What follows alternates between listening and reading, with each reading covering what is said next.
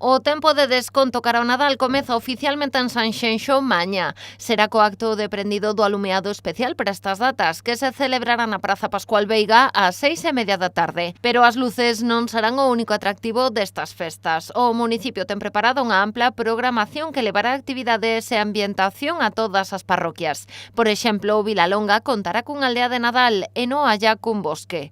En Portonovo, a Casa Mariñeira de Don Fernando converterase na sede do Polo Norte e Papá Noel recibirá ali a cativada na tarde de Noiteboa. Unha das principais novidades será a instalación dun mercado de Nadal na Praza dos Barcos.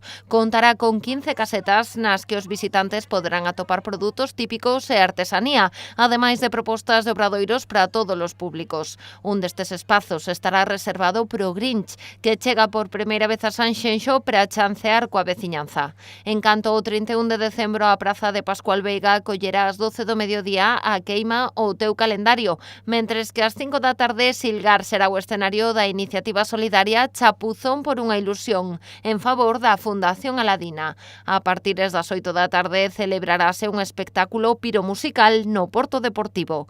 Xa no 2025, na véspera de Reis, 5 de xaneiro, os Reis Magos visitarán distintos espazos do concello, pechando así un Nadal que, como ven, non terá parada en Sanxenxo.